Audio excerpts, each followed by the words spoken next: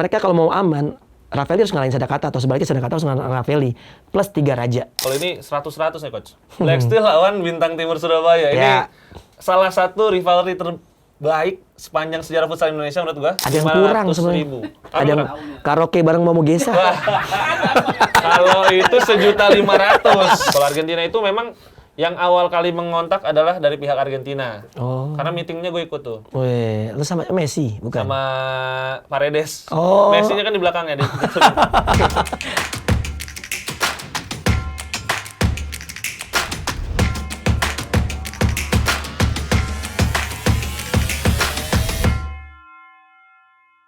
Welcome back to Futsal Talk bersama gua Reza Pradita dan juga Coach Doni Zola.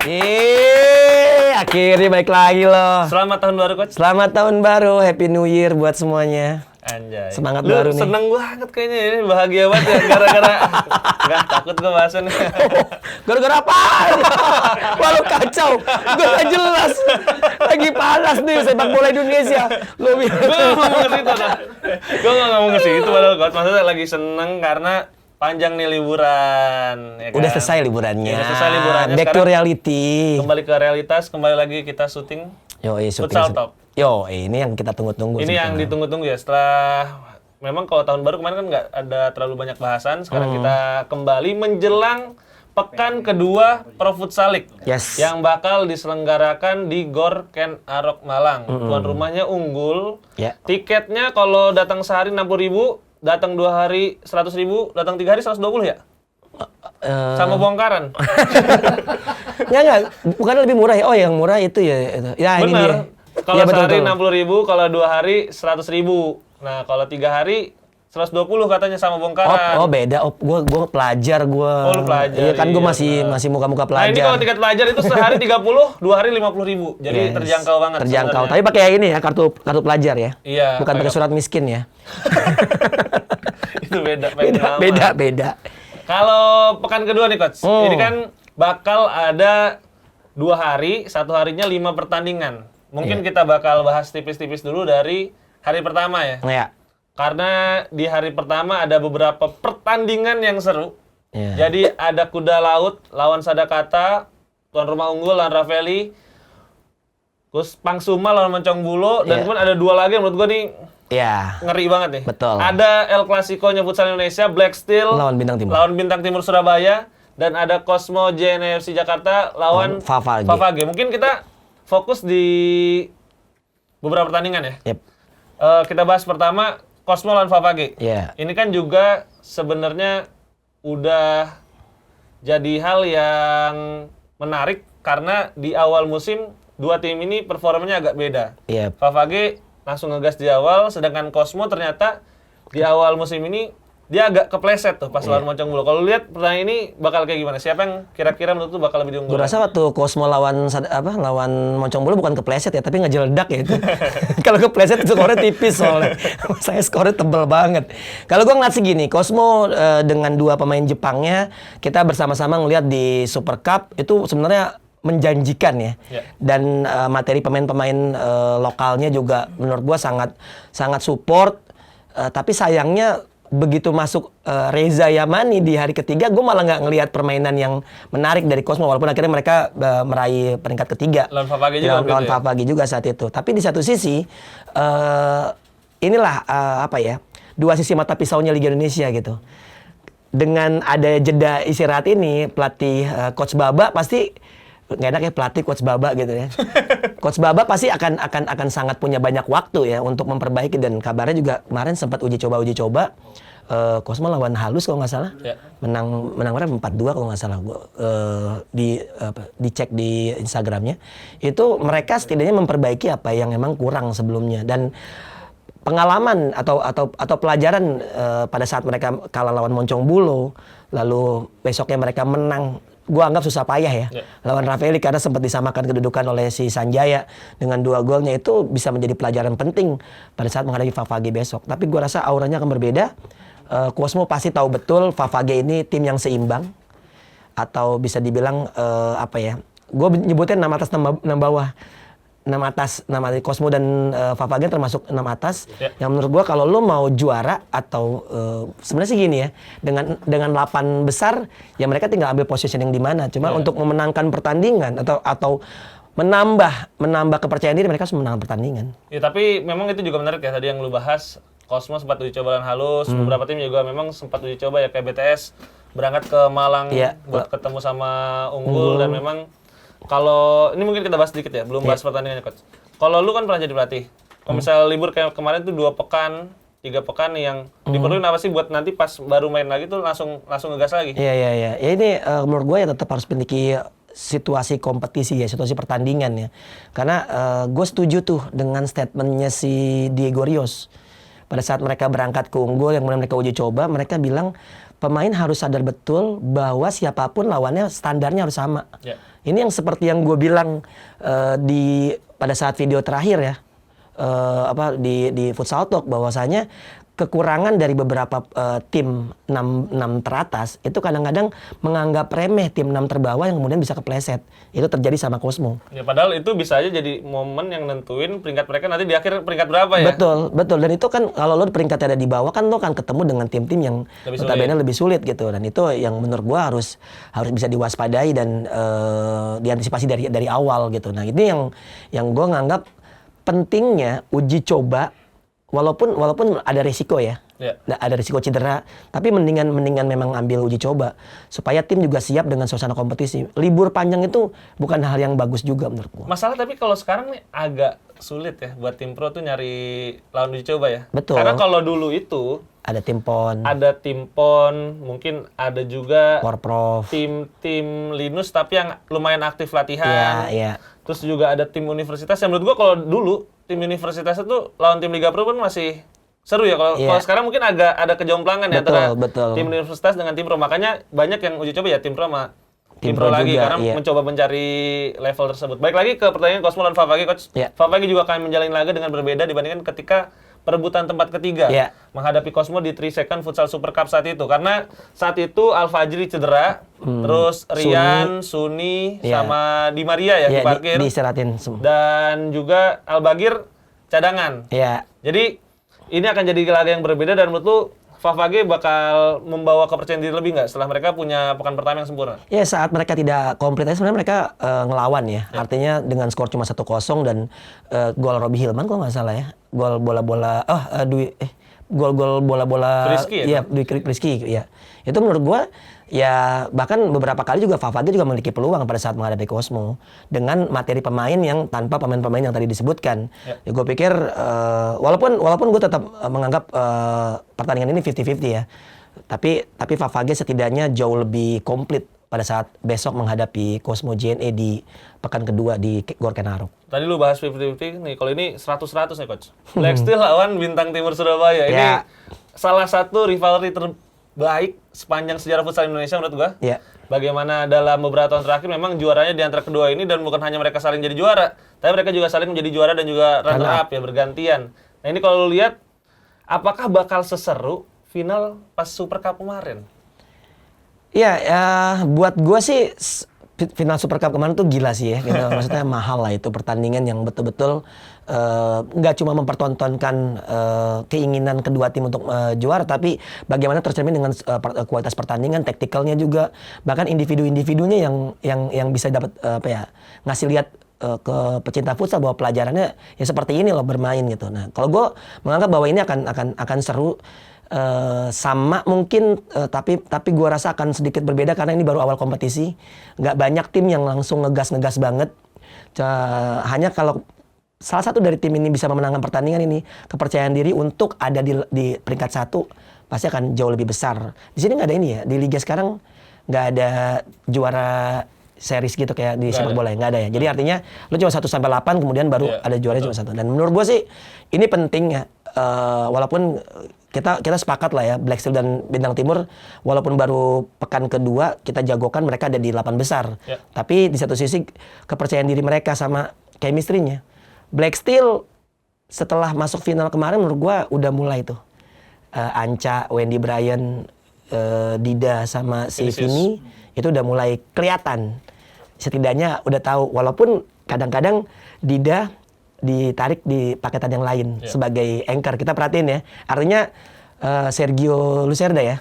Udah mulai tahu betul nih bahwa kualitas pemain lokal juga bisa di-mix walaupun mereka mungkin bukan level utama timnas. Artinya kayak Amos, lalu juga Peter, Najib, Andreas Pambudi juga bisa ternyata dimainkan sama Dida. Ya, dan memang kan pelatih baru jadi awal baru juga buat pemain ya. Betul. Jadi ada beberapa pemain yang mungkin ketika sama Shema nggak terlalu banyak main, tapi di Sergio Lucerda lumayan banyak main. Betul. Ya. Termasuk juga salah satu nama yang ngejutkan juga Chris tuh pas Chris di Daniel ya. Super Cup. Jadi nanti kita akan tunggu ya bagaimana pertemuan berikutnya dengan bintang timur Surabaya. Walaupun kalau gua rasa sih kemarin tuh klimaks banget karena memang final. Jadi menurut gua ya mungkin levelnya agak sedikit bawah tapi bakal tetap seru ya. Iya, karena kalau kemarin final udah pasti ada yang menang kan. Betul. Kalau ini kan bisa aja seri gitu.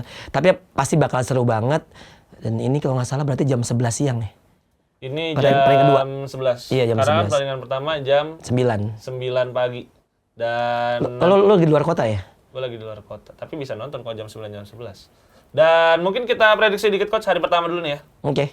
Nggak usah 55-45 lah, terlalu aman gitu kan. Skor aja kita. Black Steel. Kuda Laut Sadakata. Kuda Laut Sadakata. Kuda Laut 2-1. Kalau gua Kuda Laut 4-2. Oke. Black Steel Bintang Timur. 3-3. Gua 2-2. Unggul Ravelli. 3-1. Buat unggul. Kalau gue juga unggul 3-0. Oke. Next, Cosmo Favage. 0-2 Favage. Gua 2-2. Oke. Terakhir Pangsuma lawan Moncongbulo. Wah, ini seru sih, tapi 3-2 Buat? Pangsuma. Gua lihat 4-2 buat Pangsuma. Oke, itu selesai di hari pertama. Hari pertama. Kita bakal bahas berikutnya di hari kedua. Ini juga mungkin walaupun big match-nya nggak sebanyak dan semua hari pertama ya, tapi ada beberapa laga yang juga menurut gua sangat seru. Di hari kedua itu ada Bintang Timur lawan Kuda Laut, Moncongbulo lawan Black Steel, Ravelli lawan Sadakata, dan yang jadi gernya itu Pangsuma lawan Favage dan Unggul lawan Cosmo. Ya, ini Pangsuma Favage sih yang menurut gue nih Derby Kalimantan ya? Ya kan terjadi di Super Cup. Dan agak anti klimaks juga sebenarnya di Super Cup ya? Pangsumanya. Iya. Karena pada saat itu kan kita juga ngebahas bahwa agak sedikit mengejutkan strateginya Kocoy. Mirroring sampai sebenarnya lu yang ngomong kenapa jadi pada ke gue, tapi gue setuju dengan hal itu karena emang kalau lu nonton langsung di GBK Sukoharjo saat itu pasti tahu banget, bisa ngelihat banget kan apa yang dilakukan di benchnya Pangsuma. Tapi gue rasa banyak hal yang dipelajari oleh Pangsuma kemarin pada saat menghadapi lawan Favage ya. Tinggal sebenarnya gini, yang selalu gue ulang-ulang, Liga Indonesia itu kan unik ya, Sabtu dan Minggu. Nah, betul. Itu yang selalu gue gue tuh menurut gue tuh kekurangan sih. Menurut gue tuh kekurangan karena pelatih juga nggak punya waktu untuk problem solvingnya atau misalnya ada latihan lagi. Lalu juga pemain juga secara recovery juga pasti tenaganya sudah terkuras di match pertama. Tapi Favage bahkan pertandingan pertama lawannya tadi Cosmo kan. Iya. Nah, berarti kan Favage ini menjalani pekan kedua yang sangat-sangat serius gitu kan. Nah, makanya gue menganggap bahwa pada hari pertama sangat berpengaruh ke hari kedua. Ya, jadi kalau misalnya Pangsuma bisa melewati hari pertama dengan lebih santai ibaratnya. Tapi kita nggak tahu Moncongbulo bakal seperti apa. Moncongbulo pasti ngasih juga perlawanan bisa pasti mengejutkan Cosmo. Betul. Tapi kalau Pangsuma bisa melalui dengan lebih baik dengan merotasi lebih banyak pemain, bisa saja memang Pangsuma dapat advantage ya. Moncongbulo tuh kalau hari kedua. Moncongbulo tuh kalau lawan yang peringkat atas tuh bagus ya. Performanya tuh lebih bagus ketimbang yang sejajar sama mereka. Ya, tapi itu kan kayak yang lu bilang tadi coach. Yeah. Mereka ngalahin Cosmo di hari pertama, tapi ketika hari kedua memang rotasinya nggak sebanyak mungkin tim-tim besar ya. Jadi itu dia kedalaman skuadnya. Betul. Ya. Jadi agak lebih lelah lah mereka ketika masuk ke hari kedua. Dan selain itu ada unggulan Cosmo. Yeah. Ini juga Cosmo menjalani pekan yang kita bisa bilang berat. Betul. Karena di hari kedua mereka akan menghadapi tuan rumah unggul. Ya, gue pikir ini jauh lebih beratan Cosmo ya. Artinya Cosmo menghadapi Favage yang notabene tim yang tentu punya keinginan untuk membalas dendam hasil Super Cup. Lalu kita tahu bahwa Cosmo juga belum mendapatkan performa terbaik di 2 pertandingan awal mereka. Memang tadi sempat gue bilang juga bahwa jeda kompetisi yang cukup lama 2 minggu lebih, 3 minggu 2 minggu. bisa 2 minggu lebih lah. Nah itu mungkin bisa dimanfaatkan oleh Coach Baba. Tapi sekali lagi match pertama itu sangat berpengaruh pada saat di hari keduanya. Entah itu secara kondisi apakah pemain akan tetap komplit, apakah kedalaman skuadnya cukup mumpuni untuk bermain di 2 hari berturut-turut dengan intensitas yang sama. Atau ya seorang pelatih tentu punya plan B, plan C sampai plan Z mungkin. Ya, dan kedalaman squad juga akan jadi kunci ya. Betul. Karena Cosmo seperti yang kita lihat sebenarnya baru memainkan sekitar 10 pemain Itu ya. dia. Karena yang ibaratnya paketan ketiganya ya kayak Aldiwan Jaya, Iya. Frisky. Masih disempil-sempilin aja gitu. Nggak terlalu banyak main ya. Masih bongkar pasang, diselip-selipin di paketan yang lain. Sedangkan kedalaman unggul kalau gua rasa tahun ini jauh lebih baik ya Betul. dibandingkan dengan tahun lalu karena Betul. di sana ada Ganyong, Iya. terus ada juga Well Pereira yang menurut Iya. gua bisa main di beberapa posisi dan bisa masuk ke banyak pemain ya. Ya, dua pembelian si Well Pereira dan Ganyong ini menurut gue yang ngasih warna beda ya. Ya. Dengan tahun lalu gue lihat Ganyong, apalagi Ganyong kita tahu punya tendangan jarak jauh yang cukup mematikan, beberapa kali juga merepotkan, bahkan juga menghasilkan gol di timnas. Hanya memang Well Pereira ini yang gue ngelihatnya kayak Daniel Alves versi Lebih lengkap gitu ya? Iya, karena gue ngelihatnya dia tuh bukan yang kayak Oscar Fernandez ya. Betul. Lebih ke team player kan nggak sih? Nah, ini yang gua salut dengan pembelian pemain di musim ini untuk unggul. Gua rasa nggak terlalu butuh kayak Oscar Fernandez karena butuh space untuk melakukan syuting gitu. Tapi lebih ke team player kayak Daniel Alves yang kemudian ada di Well Pereira yang gue lihat punya visi lebih bagus sih ketimbang Oscar Fernandez. Dan memang Well juga ibaratnya dipasangin nama Andres pun masih jalan ya. Betul. Jadi nggak perlu dia jadi pivot. Iya. Kadang dia bisa double Menyesuaikan, pivot, bisa betul. agak ke pinggir, bahkan ke anchor pun Anchor masih bisa. Waktu di Super Cup nggak salah dia Sempat main di belakang dia ya. main di belakang. Pas lawan Bintang Timur Saudara. Oke, itu hari kedua coach. Ya. Mungkin kita langsung prediksi aja nih. Pertandingan pertama ada Bintang Timur Surabaya lawan Kuda Laut Nusantara. 3-0 BTS. Gue liat sih BTS nggak clean sheet ya, 4-1. Oke. Next ada Moncong Bulo lawan Black Steel. 1-3. Menurut gue ini bakal jadi laga yang banyak gol sih. 5-2 kayaknya buat Black Steel. Kalau Poncong Bulonya power play. Tapi belum tentu sih. Maksudnya Poncong Bulo power play juga bagus. Iya. Dia naruh Angga soal sebagai playing goalkeeper Bisa langsung nendang betul dari jauh ya. syutingnya. Pangsuma lawan Favage. Hah, Derby Kalimantan. imbang nih. Tapi banyak gol. Bisa 4. 10-10. Enggak. Kan mainnya 5-5. Oh iya. 10-10. Emang main di Monas 10-10. 4-4 lah. 4-4. Kalau gue lihat Pangsuma Favage, mungkin Pangsuma dapat advantage ya. Karena Favage hari pertamanya udah lumayan berat. Jadi gue rasa Pangsuma tipis 3-2 kayaknya. Unggul Lawan Cosmo. 2-1 unggul. Gue lihat seri kayaknya. Skornya tapi lumayan gede, 3-3. Oke. Terakhir Ravelli lawan Sadakata. Ini juga sebenarnya match yang penting sih buat kedua tim Iya. dalam upaya mereka Iya. setidaknya bisa bertahan musim ini ya.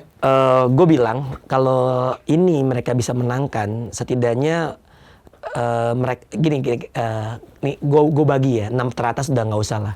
Bahkan 6 terbawah pun gue masih mengunggulkan Moncong Bulo dan Halus. Ada di Moncong Bulo, Halus sama Kuda Laut. Yeah. Secara materi pemain ya. Materi pemain. Lalu yang 3 terbawah, menurut gue ada Ravelli, Sadakata sama satu lagi Tiga Raja.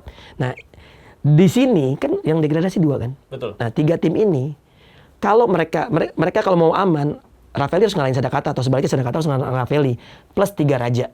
3 itu. Lu harus di 2 kali pertemuan Ya, itu. kalau 3 Raja 3 emang coach. Iya, 3 Raja plus 3 itu ya. Walaupun, ayo udah lanjut. Tapi kalau gue menganggap bahwa mereka bisa nyuri dari Halus, mereka bisa nyuri dari Moncong Bulo mungkin. Itu yang masih sangat mungkin gitu. Tapi kalau misalnya yang di atas, ya mereka setidaknya ngasih perlawanan bisa nyuri poin aja udah bagus. Jadi memang direct kompetitor nih penting buat dapat hasil ya. Iya. Kalaupun nggak menang, at least jangan kalah ya. Nah, Ravelli hari pertama lawan unggul. Sadakata hari pertama lawan Kuda Laut. Nah, sebenarnya Sadakata ini punya peluang untuk meraih poin bahkan lawan Kuda Laut sekalipun. Di pekan ini ya. Di pekan ini. Tapi gue menganggap bahwa kembali lagi nih, kalau gue jadi pelatih yang tim 6 terbawah ya, gue tuh akan ngeliat lawan juga. Mau kejar yang mana? Itu dia.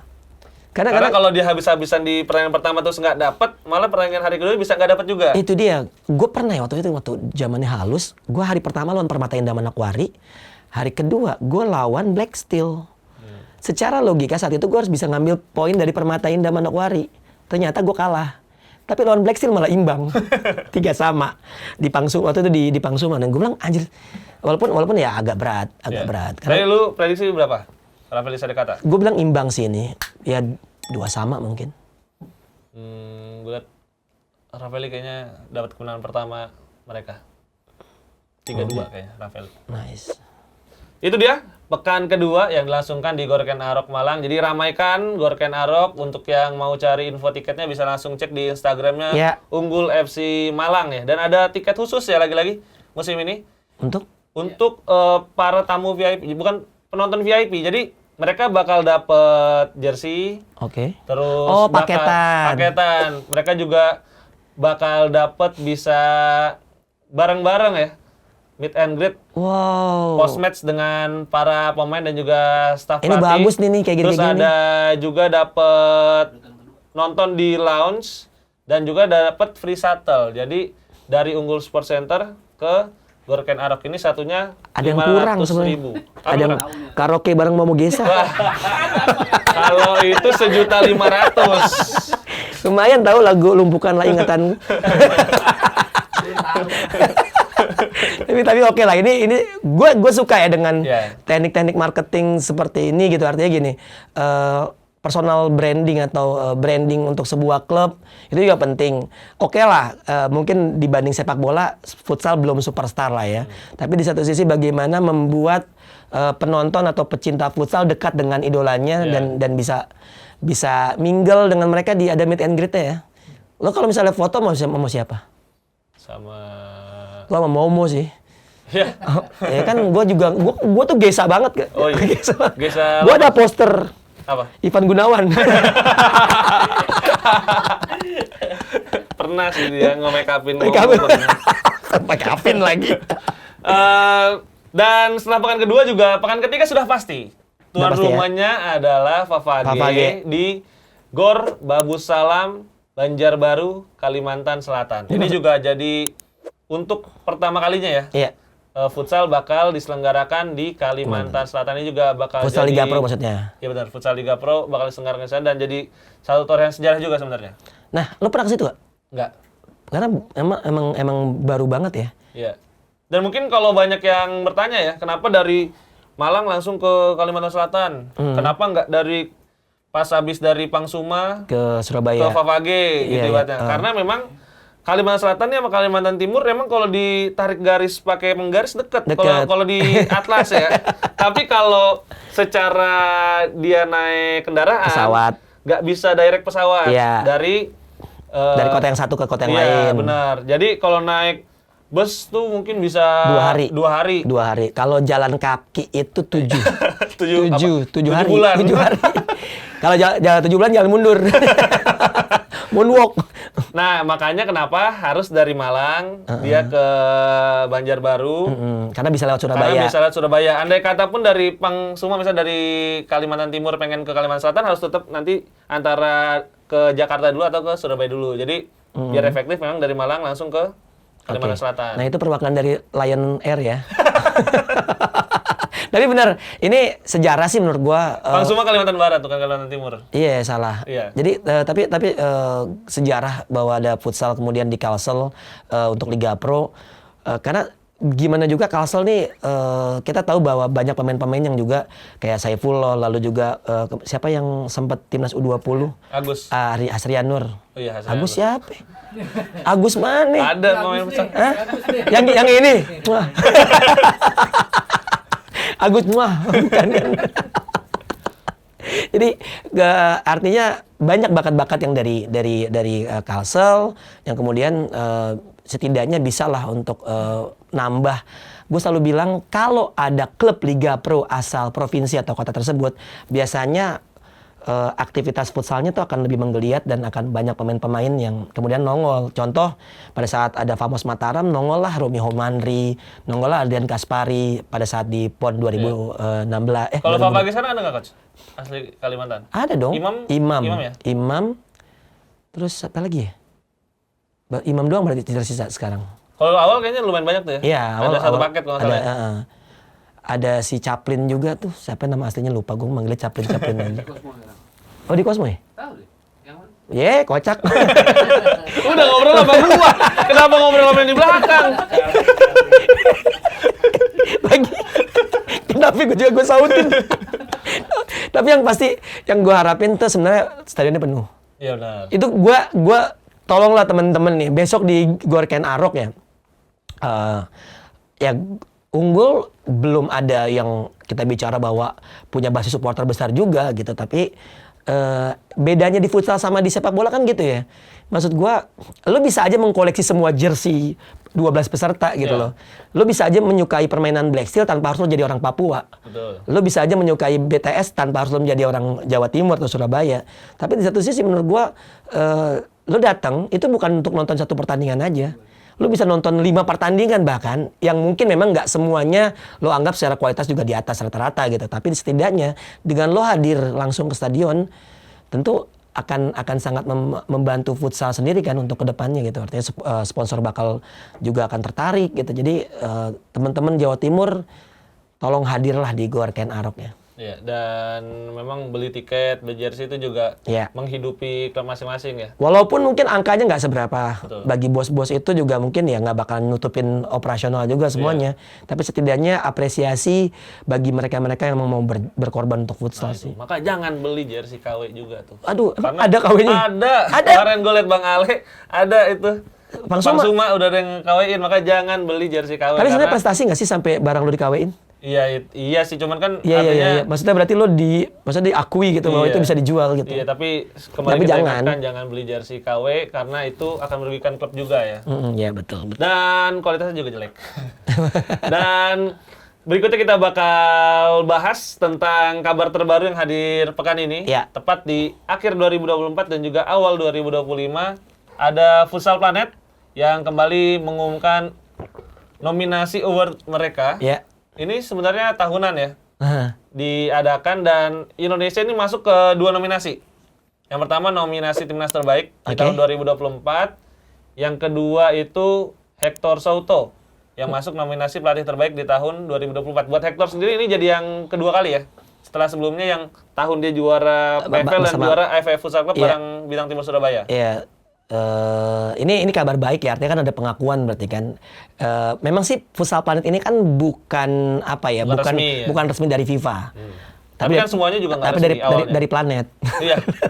Nggak, tapi semuanya awalnya juga berawal dari nggak resmi. Iya, kan? semua dari awal nggak resmi Kayak kan, PDKT dulu, gitu kan. PDKT dulu, baru resmi nikah gitu. Maksudnya gitu.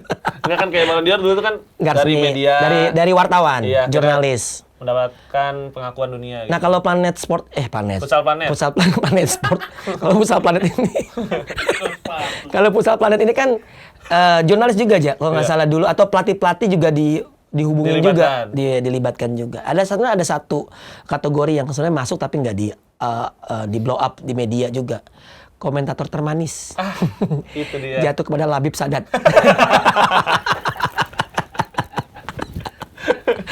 Manis loh Habib loh. Kayak pare. Pare pakai kecap maksudnya ya. Nggak, tapi kalau lihat ini kan sebenarnya banyak yang menimbulkan tanda tanya. Karena kan kok Indonesia masuk, padahal kan kita cuma juara AFF, nggak ikut Piala Asia, nggak ikut Piala Dunia. Kalau lihat tuh ini emang pengen nyari masa aja, atau emang Indonesia ada pengakuan sebenarnya Coach? Kalau gue pribadi sebetulnya gini, gimana juga Indonesia dalam waktu beberapa tahun terakhir ini menjadi salah satu negara di dunia futsal yang meningkat ya. Kita tahu bahwa kita emang belum masuk Piala Dunia, terus juga di AFC pun kemarin kita juga sempat absen. Tapi geliat dari futsal di Indonesia tuh memikat pemain-pemain terbaik tuh datang ke sini, Ja. Jadi wajar sih kalau kemudian misalnya Futsal Planet menganggap bahwa kayaknya harus ada nominasi dari Indonesia, toh memang berprestasi kan. Dan ini pertama kalinya setelah tahun 2014 2010 kita juara lagi AFF kan. Artinya udah cukup lama dan menghentikan dominasi Thailand kan tidak mudah gitu. Dan menurut gue gini juga sih Coach, karena di 2024 tuh ada apa sih? Gitu kan, memang ada Piala Asia. Piala Dunia juga. Ada Piala Dunia. Cuman selain dua itu tuh, kan maksudnya 10 negara ini kan 10 negara banyak ya. Argentina aja masuk 2, Argentina sama Argentina 20 gitu kan. Nah selain turnamen ini, nyari timnya dari apa lagi gitu kan. Nah salah satu yang menurut gue paling bergengsi 2024 ya juga Piala AFF. Kenapa? Karena dari tim-tim yang ikutan, Thailand sama Vietnam juga udah pernah main di dan kita mengalahkan gitu. Thailand 5-1 tuh sebenarnya dunia futsal itu juga geger. Karena Steve Harris tuh ya kan di Twitter juga ya maksudnya nggak nyangka aja skor. Oke lah Indonesia menang lawan Thailand itu sangat mungkin gitu, tapi dengan skor 5-1 itu cukup membuat orang pada ngelihat juga siapa sih yang ngalahin Thailand 5-1 gitu. Ngalahin Vietnam juga kan. Jadi memang menurut gue sih pencapaian yang layak untuk setidaknya makin banyak publik dunia yang melihat wah Indonesia nih jangan-jangan bakal jadi salah satu kekuatan baru gitu. Ya mudah-mudahan di tahun 2025 ini kita bisa menunjukkan bahwa positioning kita emang layak untuk dinominasikan sebagai salah satu tim terbaik, dan kebetulan juga kan ada bridging gitu, bridging kan. Bagus kan. Udah cocok di host gosip. Jadi kita akan World Series. Iya, kabarnya ada Futsal World Series. Di FIFA Matchday. Jadi ini juga baru nih. Jadi FIFA menurut gua ada kemajuan. Yang pertama mereka melakukan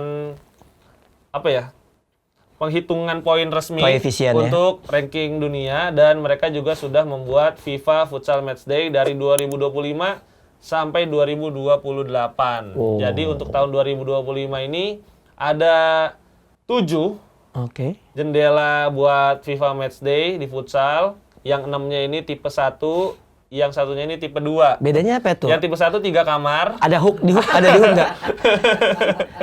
Ada yang itu, ada yang ada kulkas yang orang kaya nggak? Yang mana? Yang gede itu, yang dibuka katanya kelas. Yang tipe 1 kamar mandinya bathtub. Wah, tapi nggak ada airnya.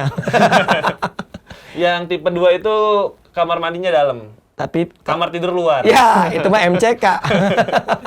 Nggak, jadi beda poin. Beda di poin. Dan memang kalau di tipe 1 itu bisa 4 pertandingan dalam satu jendela. Kalau yang tipe 2 itu karena lebih singkat dia cuma bisa 2 pertandingan. Dan sebenarnya sih di jendela-jendela FIFA Matchday ini bisa aja ada turnamen antar negara, antar konfederasi, turnamen resmi atau turnamen tidak resmi juga sebenarnya bisa dimasukin di sana. Situ ya. Iya. Jadi ini sesuatu yang menarik, dan nanti di 27 Januari sampai 5 Februari nih di jendela FIFA Matchday pertama, kabarnya memang Indonesia mencoba menginisiasi sebuah turnamen. Kabarnya memang yang menjadi tim yang diundang adalah Argentina, Jepang, Arab Saudi. Kalau Argentina itu memang yang awal kali mengontak adalah dari pihak Argentina. Karena meetingnya gue ikut tuh. Lu sama Messi, bukan? Sama Paredes. Messi-nya kan di belakangnya. Sempet nanya dia? Nanya apa? Artinya apa Bang Messi? Jadi kalau Argentina itu sebenarnya kontak pertama PSSI. PSSI kan melimpahkan ke FFV. Emang kontaknya itu udah dari bulan Agustus. Tadinya Agustus itu Indonesia diundang buat ke Argentina dalam rangka Argentina persiapan ke Piala Dunia. Cuman tiketnya itu satu orang 30 juta apa nggak salah. Ke Argentina. Ke Argentina. Jadi yaudah mending dia ke sini dah. Kita yang biayain. Iya, nggak tahu. Nggak tahu kan gue udah keluar nih. Nggak tahu itu kayak gimana. Cuman kan nanti kita tunggu juga apakah ini jadi atau enggak. Kalau Jepang itu kan pelatihnya juga Kensuke. Jadi mungkin kontaknya gampang. Kedekatannya. Jangan di Arab Saudi. Kayaknya kita pengen balas dendam. Nggak tahu ya, mungkin biar kuota haji nambah kali ya. Nggak tahu. Tapi yang pasti sih kalau gue nganggap bahwa ini hal yang sangat-sangat penting dilakukan. Gue selalu bilang dari tahun-tahun sebelumnya bahwa Indonesia ini cuma butuh uji coba lawan level-level negara yang ada di atas mereka. Argentina dan Jepang jelas ada di atas kita ya. Arab Saudi gue nganggap so-so lah. Kita masih sangat bisa menang lawan Arab Saudi. Bahkan Jepang juga kita hampir bisa imbang ya waktu yang kejadian Sochi Fair Play. Gue melihat gebrakan yang dilakukan jika ini akan terwujud ya. Rencana di mana? Di Jakarta atau di Jogja? Belum tahu ya. Jadi kalau apapun itu gue sangat mendoakan ini bisa terlaksana sih. Dan pengen banget sih ngeliat bagaimana Argentina bermain Lalu juga Jepang di era Kensuke yang kemudian menjadi head coach. Sebelumnya kan dia kan asisten kan. Iya. Kogure sebelumnya. Bareng Coach Baba juga kan asistennya. Iya, bareng Coach Baba. Gue menganggap itu harusnya bisa direalisasikan. Mudah-mudahan sih kabarnya juga federasi lagi benar-benar berusaha untuk bisa mewujudkan itu di 27 Januari nanti. Ya, dan kita harapkan juga memang nggak cuma di Januari ya, tapi setiap jendela FIFA Match itu kita bisa main. Ya kalau menurut gue sih nggak ada salahnya juga kalau kita ngundang yang agak dekat-dekat ya, kayak Australia gitu ya. Setidaknya rutin bermain juga gitu, Coach. Iya, Australia kan dari dulu juga sebenarnya bukan pemain-pemain profesional semua ya, maksudnya pemain profesionalnya waktu itu cuma ada 3 doang, atau 5 orang lah paling banyak, sisanya tuh ya pekerja sebenarnya gitu. Bisa lah weekend ya kan dia main di Bali gitu. Di Bali. Iya, di Canggu. Main di Canggu. Ya, tapi kan yang penting kan itu kontinuitasnya ya. Iya. Jangan sampai nanti Januari kita main terus habis itu 6 bulan nggak main gitu kan. Itu kan yang kita sayangkan. Yang mending budgetnya dibagi-bagi misalnya, tapi di setiap jendela match itu bisa datengin satu Mozambik, atau kita berangkat kesana jangan juga. ke Mozambik juga, ke Australia. Iya, ke Australia, ke Solomon ya. Solomon, iya bener kan, Solomon kan pernah main Piala Dunia. Iya betul. Iya. Jadi kita akan tunggu nanti bagaimana gebrakan dari Timnas Futsal Indonesia di tahun 2025. Iya. Termasuk juga dari Timnas Futsal Putri kita. Yes. Yang akan menjalani qualifiers AFC Women's Futsal Asian Cup 2024. Jadi ada 3 lawan yang akan datang ke Gor Amongrogo Yogyakarta untuk menjalani kualifikasi. Yang pertama adalah Republik Kyrgyzstan. Yes. Yang kedua India, dan yang ketiga adalah Hong Kong China. Nah, ini kalau lu lihat coach peluangnya gimana? Karena sebenarnya di babak kualifikasi ini Indonesia adalah salah satu yang paling tinggi peringkatnya. Okay. Karena kita kan di 2018 juga masuk ke 8 besar. 8 besar. Dan kemudian ada satu negara yang juga mengundurkan diri, yaitu Pakistan ya. Pakistan. Jadi tinggal 4 tim tersisa, juara dan runner up bakal lolos langsung ke Piala Asia. Peringkat ketiga terbaik dari 4 grup ini juga akan lolos. Kalau di putri tuh petanya gelap ya. Kalau gue nganggap bahwa mungkin lampunya belum nyala. Ya. Karena ternyata gue merem. Gelap dalam arti kata gini. Oke lah, kita saat ini memiliki peringkat yang paling tertinggi, tapi backgroundnya tentu Piala 8 besar Asia, 8 besar ya. AFC terakhir ya. Iya, AFC 2018. Dan kemudian beberapa peserta juga tidak hadir di sana, tidak bertanding di sana misalnya. Nah, gue menganggap bahwa India, bahkan India nggak punya peringkat ya. Betul. India itu besok debut timnas futsal putri mereka. Justru yang kayak gitu yang patut diwaspadai ya, karena biasanya pada saat mereka membangun dan kita tidak tahu bagaimana kualitasnya, itu juga bisa jadi mereka sangat luar biasa. Tapi yang paling utama adalah sebenarnya home advantage yang harus dimanfaatkan. Ini nih lagi-lagi sebenarnya Jogja ini tempat yang enak kan kalau misalnya kita berangkat ke sana terus kita dukung futsal putri segala macam. Yeah. Apalagi kemarin baru aja meresmikan Luis Estrella sebagai pelatih kepala, lalu juga sempat menang lawan Bahrain walaupun di peringkat 2 harus kalah juga. Artinya mereka bisa memenangkan pertandingan internasional pertama mereka bersama Luis Estrella kan saat itu. Nah, gue menganggap bahwa kayaknya seharusnya kita hadir langsung gitu loh di Jogja gitu untuk meramaikan Amongrogo, sekaligus memberikan tekanan kepada tim lawan. Karena gimana juga itu juga bisa mempengaruhi semangat para pemain timnas kita ya, untuk bisa lebih all out lagi. Gue kadang-kadang suka kasihan sama futsal putri itu kayak anak tiri gitu. Penonton tuh kayak masih menganggap itu kayak futsal putri itu bukan yang harus di upgrade gitu. Karena emang perhatian ke sana, kompetisinya pun memang masih belum rapi. Orang-orang yang bermain pun masih pemain-pemainnya masih main di cabur sana cabur sini, sepak bola dan futsal. Bahkan kemarin waktu lo preskon kabarnya juga ada 2 pemain dari sepak bola. Gue nggak bilang itu jelek sih. Banyak kok pemain sepak bola yang main di futsal dan pemain futsal yang main di sepak bola, tapi bukan karena mereka tidak punya prinsip, tapi karena memang kompetisinya jarang. Pada saat kalau kemarin itu kata Citra itu karena kebutuhan pemain ya, yang artinya pemain futsal kurang coach ya. Ya, yang kita sempat bahas kaki kiri ya. Iya. Kan belum bahas di sini kita. Biar kita bahas di tempat lain. Gue tahu sih cluenya ya. Boleh nggak sih gue kasih tahu? Boleh dong cluenya. Tapi nggak tahu nih nanti udah main apa enggak ya. Cuman cluenya itu ada 2. Yang satu mantan pemainnya Iya pernah main di futsal juga dua-duanya. Iya, pernah main di tim Banten yang satunya. Yang satu lagi pernah main di Lampung. Pernah main di Lampung juga. Iya. Pernah main Lampung Angels. Yang satu lagi Kidal, Flank. Oh, iya. Yang Kidal Flank yang pernah main di Lampung Angels. Yang satu lagi pernah main di tim Banten dan belum terlalu lama lah. Dan pernah main di PON juga. Iya. Yang satu lagi. Jadi itulah kisi-kisinya. Tapi kalau kita bahas peta kekuatan ini, gue riset dikit-dikit. India itu baru pertama kali menggelar training center timnas futsal wanita mereka pada November 2024. Pelatih siapa? Pelatihnya Amitabh Bachchan, bukan dong, udah tua juga. Dan bukan pelatih juga dia. nggak tahu sih kalau gue pelatihnya siapa. Kayaknya sih lokal-lokal pasti. Iya. Ini jadi debut mereka Iya.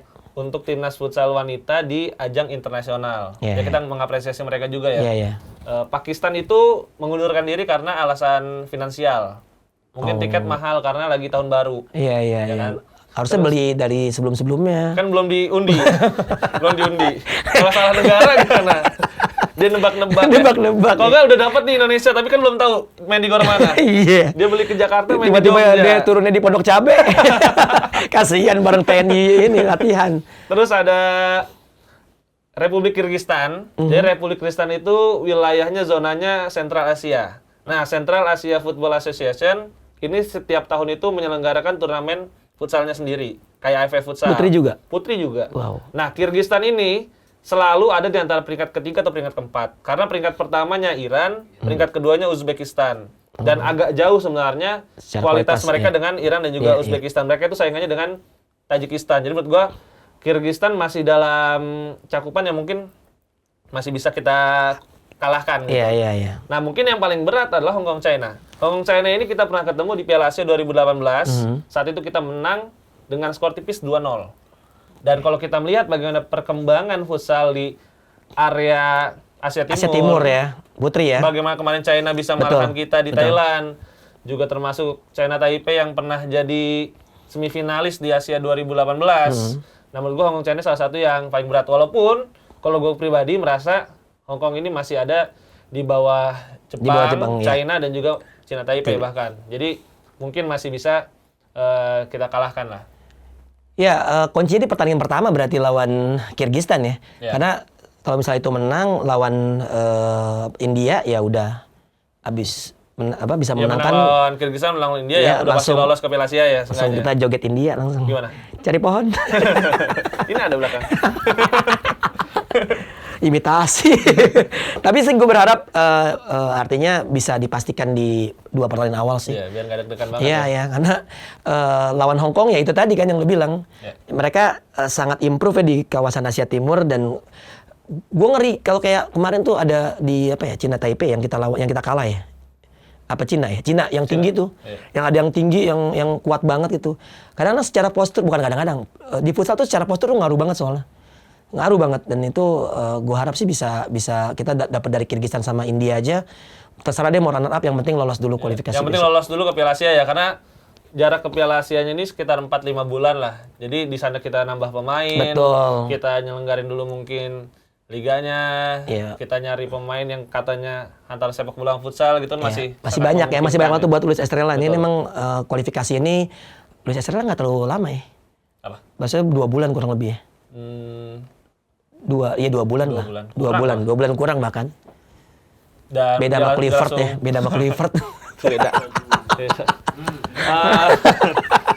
Jadi Indonesia lawan Kirgistan main hari Rabu 15 Januari, lawan India Jumat 17 Januari, lawan Hong Kong Minggu 19 Januari. Semuanya diselenggarakan di Gor Among Rogo Yogyakarta, dan Indonesia selalu main di pertandingan kedua pukul 16.00 waktu Indonesia Barat. Buat yang ada di Jogja dan sekitarnya, kita himbau buat datang langsung untuk menyaksikan. Harga tiketnya sangat terjangkau, mulai Rp25.000 dan bisa dibeli di tiket.com.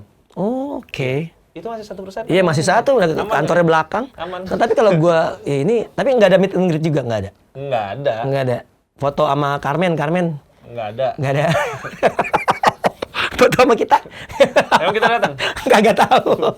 Disuruh komentator pasti kan disiarin kan? Siarin. Kita support terus perjuangan dari timnas futsal wanita di qualifier CFC Women's Futsal Asian Cup. Dan kita harapkan memang bisa melaju ke Piala Asia, syukur-syukur Amin. bisa ada di 3 Piala besar Dunia, dan ya. kemudian lolos ke Piala Dunia Futsal Wanita pertama. Mungkin itu aja Coach yang kita bahas Ya. di episode kali ini. Episode yang lumayan serius buat ukuran Coach Donzol. Dan tentunya kita akan tunggu nanti keseruan di Malang, kita tunggu keseruan di Gor Among Rock Yogyakarta. Terima kasih buat yang sudah setia menyaksikan Futsal Talk di channel YouTube Bola Love. Jangan lupa juga untuk komen, like, dan subscribe. Gua Reza Pradita Dan Doni Zola. pamit undur diri, sampai jumpa di episode berikutnya. Ciao.